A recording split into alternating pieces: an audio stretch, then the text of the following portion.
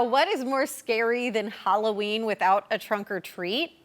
Going on a walking ghost tour where the only option to get away is your own 2 feet. And our next guest has another one of my dream jobs. Let's welcome Jeff Santos. He is the founder of the Virginia Paranormal Investigations, and he also does the walking ghost tours in Yorktown.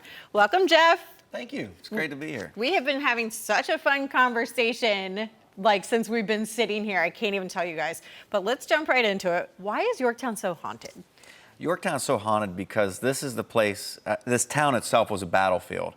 Yep. It saw a siege during the Revolutionary War, it saw a siege during the Civil War, so a lot of bloodshed occurred within this town. It has quite a deep history, which of course leads a lot of spirits lingering behind. Yep.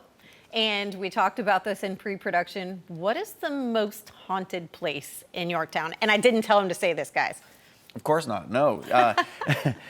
There's a place that Yorktown is notorious for, and people that don't even know the history, the Revolutionary War history, it's Crawford Road. And this is this long, windy road that goes from Newport News into Yorktown. It goes through the woods, and about halfway down it, you come to this eerie, graffiti-covered bridge. And there's a lot of legends that surround this bridge. One of them is a bride.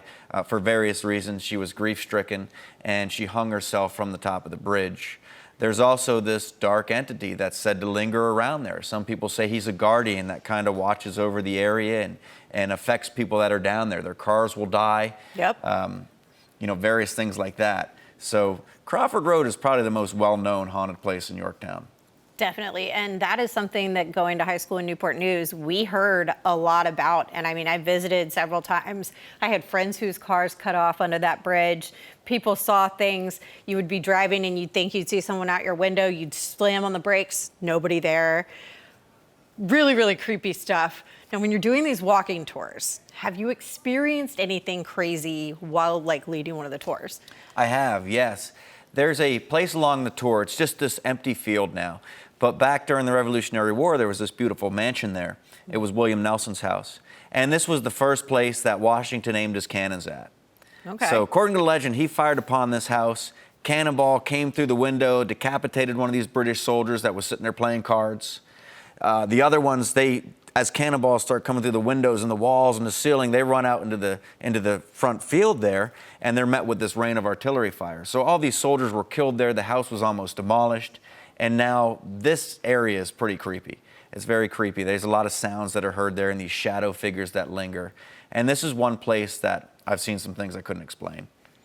What did you see? I have to know, what did you see? So we were walking, I had a small group one weeknight, and they said, can we go out into the field a little further? So we did.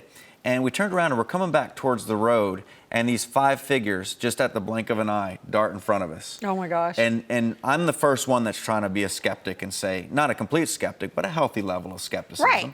And I'm trying to look at what could cause that. But there was nothing. We looked at cars coming by that casted shadows of the fence posts and stuff like that. There was nothing there, nothing that would have been up in front of us and not down on the ground.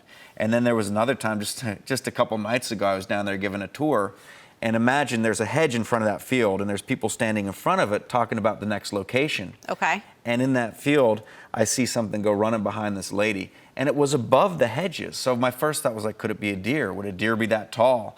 But there's something in that field. There's something there. Ooh, that's so exciting. Now I have to come see one of these tours. Now, what led you to found Virginia Paranormal Investigations? So I've always had a fascination with the paranormal. It's probably because of my dad. He always used to watch these shows about aliens and ghosts and everything else. Okay. And, ever since I was old enough to drive, I'd go out to urban legends and drive down these haunted roads. Oh, cool. So found another guy that was interested in it when I was in the Air Force. And in 2008, we started up the team. Very, very cool. Well, thank you so much for joining us. Where can people find more information? How can people enjoy a tour? YorktownGhostWalks.com. YorktownGhostWalks.com.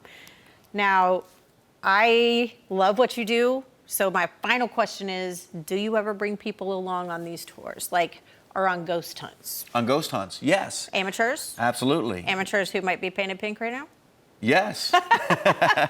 All right. thing. Well, thank you so much, Jeff. It's been a pleasure, and we're going to talk more when this is over because your stories are fantastic. Now we have to take a quick break, but when we return, our favorite foodie is giving us the recipe for a bloody good time.